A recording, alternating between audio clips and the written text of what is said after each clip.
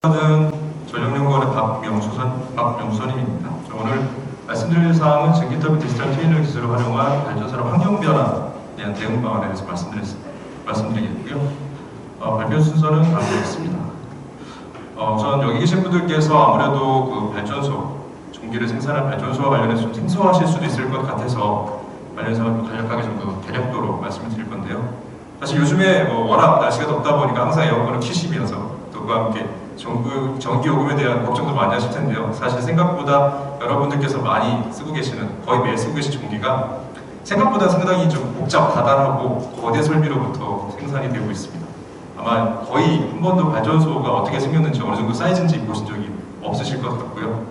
우리나라에 상당히 다양한 종류의 발전소가 있는데 그중에서 오늘 이제 말씀드릴 것은 그중에서 우리나라에서 많은 양의 발전을 담당하고 있는 기력발전소에 대해서 말씀을 드릴 겁니다. 참고로 발전량 기준으로는 우리나라에서 지난달 기준으로 한 26%, 그다음에 설비 용량 기준으로 한 27%의 어떤 전력 생산을 담당하는 게 이제 기력발전소가 되겠습니다.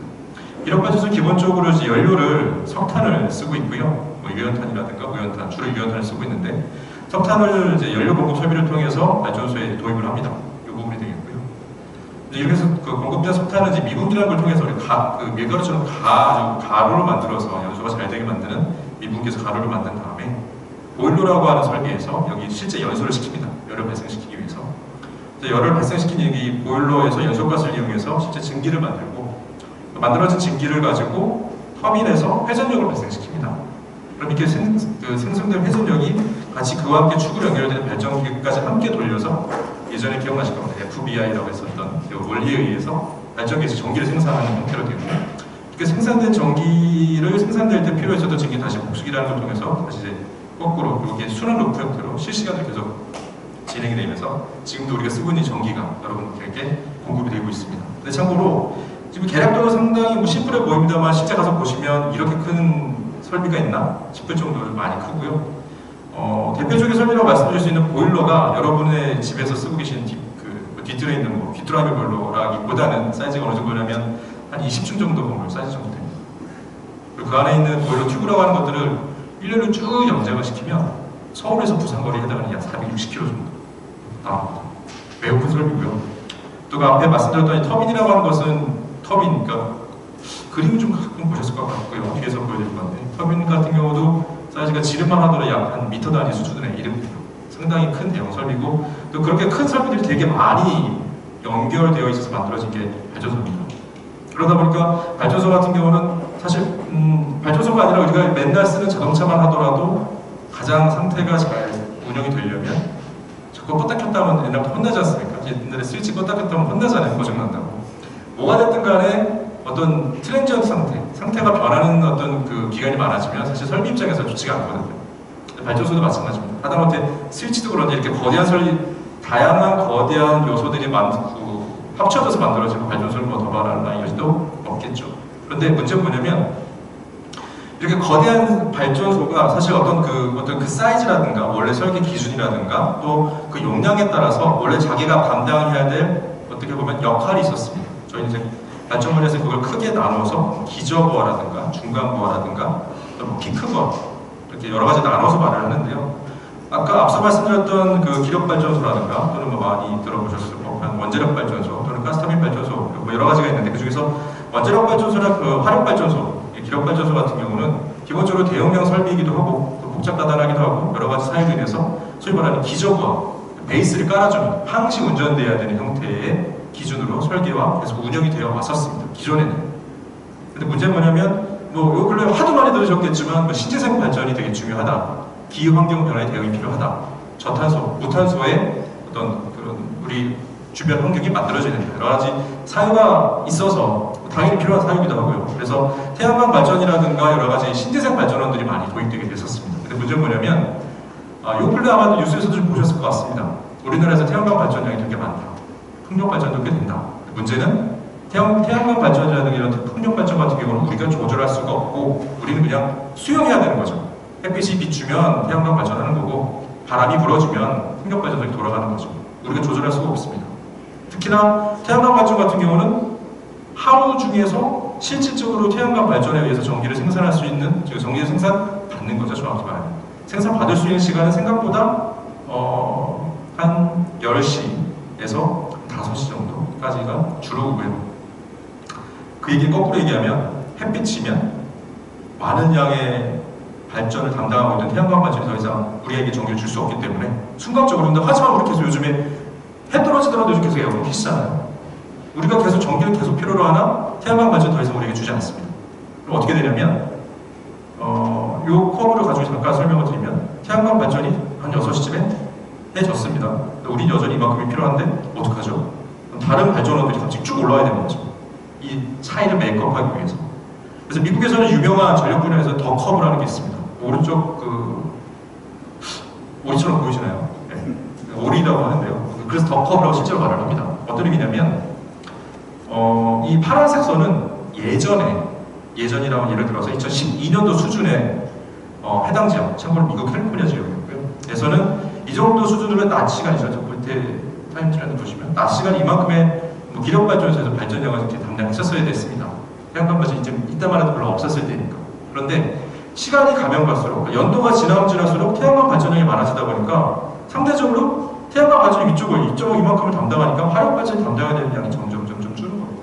연도가 가면 간다고 해서. 그런데 그러다가 문제는 뭐냐면 연도마다 줄는 건 알겠는데 소위 말하는 핑크 시간 때 해가 진 다음에 어떻게 되냐면 아까 말씀드린 것처럼 더 이상 햇볕이 우리에게 전기를 주지 않다 보니까 그 차이를 기존의 기력발전소 같은 거 메이크업을 순간적으로 훅 해야 되는 거죠. 무슨 말이냐면 오전에 한 9시 때쯤까지는 아쉽게도 태양광 발전 때문에 또는 덕분에 기력발전소 브레이크 딱 밟았다가 한 6시 때 갑자기 급가속을 해야 되는 상황이 되는 거죠. 이런 상황들이 보시다시피 연도가 지남에 따라서 점점 심화되더라. 그리고 연도에 따라 나타나는 효과와 데일리 나타나는 효과를 하나로 그리게 소위 말하는 더 커브입니다. 근데 보시다시피 이 커브가 점점 심화되고 있죠. 참고로 이 커브의 원천 소스는 미국 캘리포니아 지역이었는데 사실 이게 더 이상 우리나라가 사실 선진국이잖아요. 이제 우리들도 캘리포니아 쫓아가고 있습니다. 우리나라에서는 실제 일어나는 일이기도 하고요. 근데 이런 일이 일어나다 보니까 아까 초반에 말씀드렸던 기력발전소가 기존에는 이제 기저번호, 베이스 깔아주는 발전소였는데 이제는 사실 기저부하가 아니라 위쪽을 이렇게 태양광 발전의 어떤 빈자를 메이크업해줄 때는 준청두부의 역할을 하게 됐다는 거죠. 그 얘기는 때에 따라서는 그래서 기존에는 연간 한 1, 2회 정도만 껐다 켰다 했으면 됐습니다. 하지만 지금은 매주 또는 심하게는 하루에 한 번 정도 껐다 켰다 하기도 하고 그러다 보니까 문제가 되는 게 뭐냐면 말씀드렸던 것처럼 증기터빈 같은 경우 상당히 대형 설비다. 그러니까 증기터빈뿐만 아니라 다른 발전 설비들도 마찬가지고 대형 설비다 보니까 껐다 켰다 할 때 소위 말하는 트랜지언트 상태가 됐을 때 항상 이렇게 발전소 같은 경우 기본적으로 열을 가지고 뭔가 어떤 일을 하는 거다 보니 껐다 킨다는 것의 의미는 열이 처음 차가웠다가 열이 공급된다는 얘기거든요. 대형 설비면 그렇잖아요. 우리도 큰 냄비는 데워지려면 시간이 걸리잖아요. 설비들도 기계도 마찬가지거든요. 키면 처음에 표면만 뜨겁다가 나중에 천천히 전체가 다 뜨거워집니다. 그 얘기는 기동할 때는 표면부랑 중심부랑 온도차가 발생한다는 거거든요. 이제 이렇게 온도차가 발생하게 되면 저희 기계공학 쪽에서는 열응력이라고 해서 마치 철사를 이렇게 구부렸다 폈다 잡고 반복하다 보면 이게 문제가 생기잖아요. 그런 소위 말하는 열응력에 의한 피로 손상이라는 게 발생합니다. 그런 것들에 대한 대응이 필요해진 거죠. 과거엔 꼭 그런 일이 많지 않았었는데 우리가 친환경 쪽으로 발전 분야를 좀 운영하려고 하다 보니까 그런 부수적인 이슈가 생긴 거죠. 이걸로 이 이슈를 어떻게 해결해야 될까가 저희가 당면했었던 문제 중에 하나였습니다. 근데 문제는 뭐냐면 다시 잠깐 이 그림으로 돌아가서 보면 말씀드린 것처럼 좀 너무 복잡합니다. 크기도 하고 그러다 보니까 이걸 어떻게 이 이슈를 잘 해결을 하긴 해야 될 텐데 어떻게 해결을 해야 될까? 사실 해결하는 방법이 여러 가지가 있겠죠. 설비를 자주 바꾸던가 또는 뭔가 보강을 하던가 여러 가지 방법이 있겠는데 사실 그 중에서 가장 좋은 방법은 그런 또 다른 뭔가 재원이 투입되는 방법보다는 이걸 어떻게 문제를 좀 잘하면 되지 않을까? 이게 사실 가장 좋은 방법인 거죠. 사람의 어떤 소위 말하는 소프트웨어를 이용해서죠. 뭔가 하드웨어적인 방법이라기보다는. 그래서 저희가 사실 맨 처음에 시도했던 방법도 그쪽 방향이었습니다. 아까 말씀드린 것처럼 껐다 킨다는 것도 결국 이쪽에 하드웨어적인 어떤 액션이라기보다는 소프트웨어적인 액션이거든요. 어떻게 기동을 해야 될까? 어떻게 정지를 해야 될까? 마치 우리가 자동차도 맨날 얘기하지 않습니까? 급가속은 자동차에 안 좋다. 그렇죠? 천천히 뭐라 그러죠? 천천히 속도를 높이고 급 정지하지 말고 발전소도 비슷한 형태가 있을 거라는 생각에 저희가 여러 가지 이제 연구를 했었습니다. 그래서 오늘 저와 함께 이제 다음에 발표해 주실 분께서 여러분 같이 얘기를 이제 하나의 세트 얘기를 할 건데 그 안에서 어떻게 이거를 조정해야 될까 하는 제가 말씀드릴 거고 그렇게 조정했을 때 어떤 변화가 어떻게 생기는지에 대한 원리 이제 그 다음 분께서 말씀해 주실 건데 이거는 뭐냐면 이렇게 복잡하다는 설비들을 가지고 저희가 어떻게 해봐야 되지 어떻게 운전을 어떻게 하면 어떻게 바뀌지 이렇게 생각해 본다는 것을 이걸 어떻게 모사하고 어떻게 사용자에게 알려주지 라고 생각했다가 다행히 뭐 하도 많이 들으셨겠지만 소위 말하는 4차 산업혁명이라는 키워드가 저희에게 많은 인사이트를 좀 주기도 했었습니다. 그래서 그 중에서 하나가 디지털 트윈이었고요.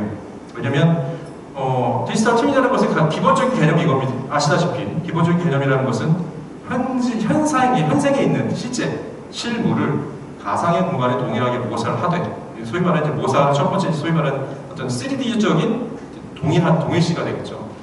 모사를 하고 모사한 것을 실제 모델과 가상의 모델을 데이터로 연결을 해주고 연결한 것을 근간으로 실제 현상에서 일어날 것을 가상의 공간에서 사전에 한번 모의 한번 시뮬레이션을 해보는 거죠.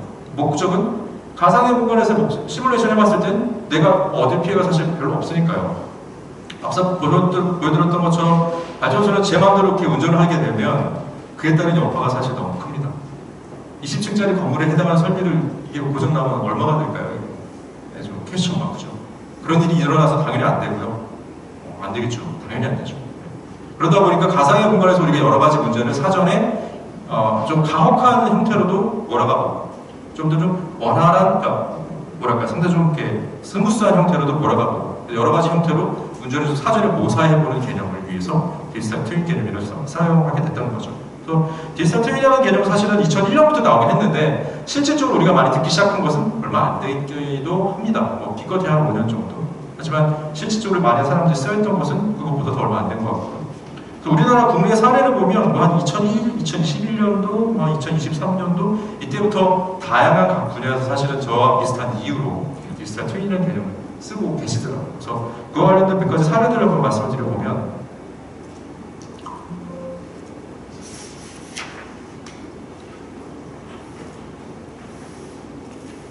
첫 번째 사례는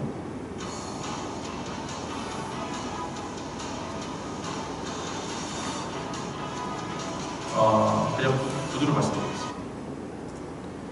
첫 번째 사례는 그 도시계획하는 데 많이 쓰시더라고요. 참고로 이 케이스는 제가 바고 3D라는 곳에서 제가 컨택했던 건데 LH공사에서 세종시라든가 이런 각종 신도시를 만들 때 마치 우리 그 레고 블록 같은 거 듯이 노는 거 어떻게 보면 상당히 뭐 심플하지 않습니까? 재밌는 건 뭐냐면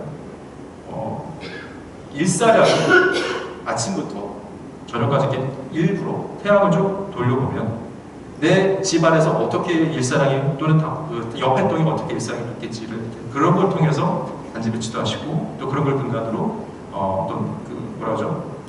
인구 유동량까지 고려를 해서 도로 넓이를 어떻게 할까 이런 것들을 해보셨더라고요. 참 제가 이 케이스 맨 처음 본 게 작년인가 재작년이었는데 재밌는 건 요거를 요 근래 여러분들이 특히 젊은 분들이 많이 쓰시는 그 부동산 앱 상호를 직접 말씀드리기 어려운 방 거기서 여기 실제 서비스가 있더라고요. 저도 되게 신기했습니다. 1년 만에 그게 앱으로 돼서 모든 사람들이 무료로 쓸 때도 있더라고요. 제가 저희 집도 해봤는데 똑같이 잘 맞더라고요. 되게 재밌었습니다. 아주 좋은 사실 우리 실생활에 유익한 디지털 트윈의 사례가 아닌가 싶었습니다. 그 다음 사례는 어떻게 보면 사실 이 케이스는 좀 물리적인 모사라고 생각을 하거든요. 물리적인 모사와 그다음에 물리적인 모의를 해서 그걸 실제 모사를 해본 거죠. 시뮬레이션. 되게 좋은 케이스라고 생각을 합니다. 그다음에 선박건조 같은 경우 사실 선박도 우리가 본 배는 유조선 또는 대형 크루즈 이런 거 보면 좀 많이 놀랐습니다. 축구장 몇십 개 정도 사이즈가 되더라고요. 근데 그런 배를 보는 게 문제가 아니라 건조할 때 얼마나 힘들겠습니까? 근데 이거 역시 맨 처음에 기획, 설계, 건조, 운영, 그다음에 정비까지 모든 단계를 이것도 요 근래에는 소위 말하는 시뮬레이션 형태를 근간으로 해서 디지털 트윈 베이스로 운영을 해오고 계시더라고요. 이거는 이제 어떻게 보면 그런 생애, 라이프 사이클 전주기를 다루는 그런 쪽의 사례였던 것 같습니다. 그다음에 생산 공정 같은 경우 사실 지벤스에서 워낙 많은 얘기를 해가지고요. 네. 저희 말은 제품 하나 만들기 위해서 택타임이 얼마나 걸릴까를, 그다음에 그 택타임을 줄이기 위해서 그 생산 루트를 어떻게 바꿔야 될까를, 그다음 기기 간의 조합을 어떻게 바꿔야 될까를 많이 했었던 것들은 뭐 너무나 유명한 케이스인 것 같습니다. 그다음에 제가 사실 저 입장에서 개인적으로 관심이 많았던 것은 펌프 성능, 그러니까 발전소를 구성하는 많은 설비들 중에서 한 종류가 펌프거든요. 대표적인 유체 기계이기도 하고, 그래서 이 유체 기계가 어떤 식의 어떤 그 소위 말하는 소스, 그러니까 전력을 받아서 얘가 어떻게 회전력을 구성하고 그 회전력에 의해서 유체라고 하는 물을 어떻게 보내고 그 물을 미세 입자가 어떻게 형태가 변하고 에너지를 주고 하는 형태를 모두 고사할 수 있는 펌프, 이쪽에서 상당히 좀 의미가 있는 케이스였습니다. 그래서 이런 케이스를 봤을 때 우리 쪽도 할만하겠다라는 생각이 들었고요. 근데 저희가 우리 쪽도 할만하겠다고 했었던 이유 중에 하나가 우리 쪽에도 해야 된다는 생각도 하게 되셨습니다. 무슨 말이냐면 발전소라는 게 기동을 하긴 하는데 어쨌든 발전소도 결국에 운전원이 있고요. 운전원이 또 교대 근무를 합니다. 그러다 보니까 운전원에 따라서도 당연히 기동 형태가 다르고, 또 발전소가 이전에 운전될 때 내가 얼마만큼 쉬고 다시 운전을 하냐에 따라서 또 기동의 종류가 또 여러 가지가 있거든요. 그러면 이렇게 기동 양상이 다른 것들 중에서 어떻게 하면 지금 제가 관심이 있는 터빈의 손상을 줄일 수 있으려면 어떻게 하는 게 좋을까를 해봐야 되는데, 그걸 실제 터빈 가져가면 안 되니까 트윈이라는 개념을 도입했던 것이죠. 그래서 참고로 저희가 이제 대상을 하는 그 증기 터빈이라는 것은 크게 이렇게 생겼습니다. 이게 몇 분의 몇일까요? 그래서 사이즈 축소비까지 정확히 잘 모르겠는데, 말씀드린 것처럼 요 지금 이쑤시개만처럼 보이는 게 미터 단위라고 보시면 됩니다. 그 정도 사이즈입니다. 이런 것들을 제가 어떻게 고사를 했냐면, 일단 그냥 대략적으로 말씀을 드리면, 저희 이제 크게 두 가지 모드를 쓰고 있는데요. 실시간 모드랑 시뮬레이션 모드를 쓰고 있는데, 실시간 모드는 발전소에서 이 터빈의 어떤 상태를 진단하기 위한 저희가 실시간 데이터를 계속 받고 있거든요.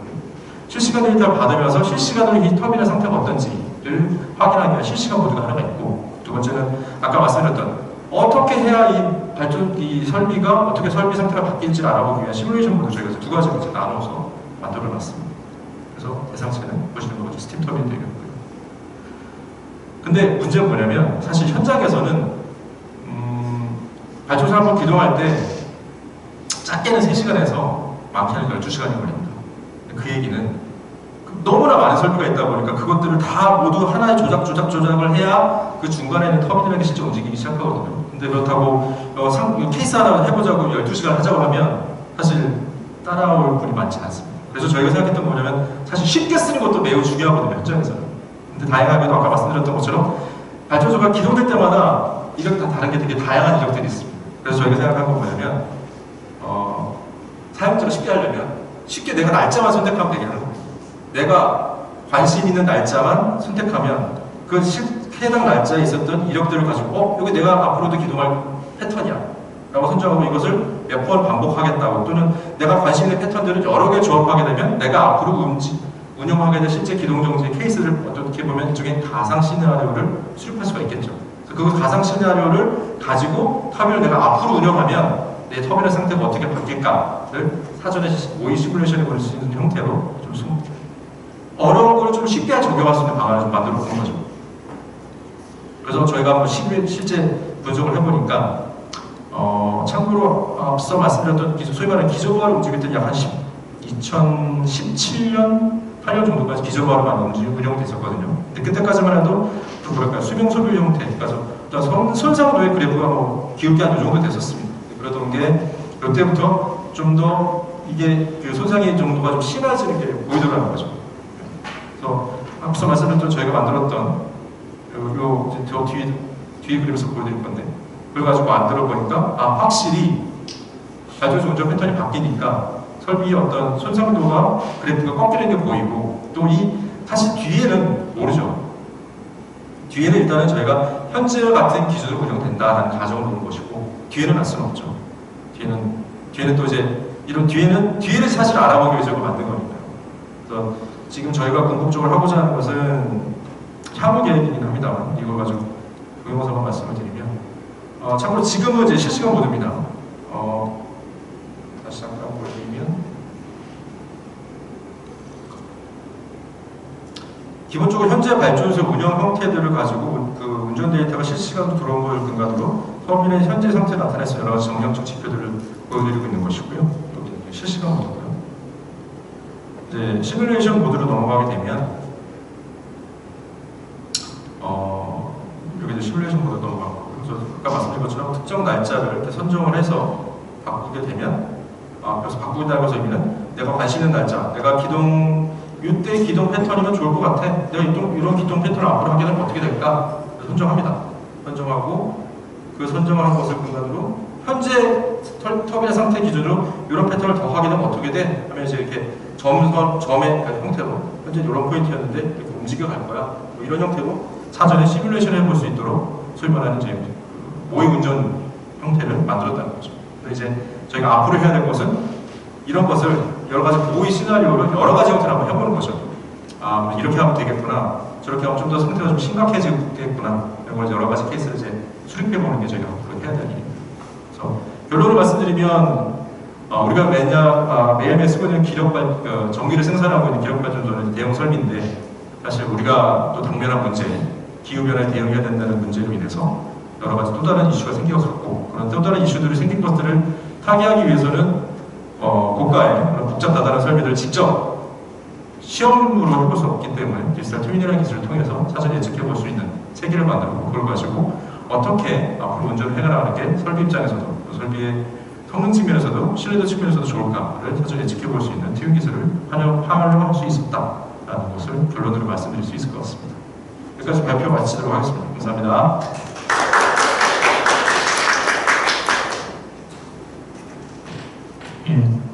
날 하루 공식인 분들 좀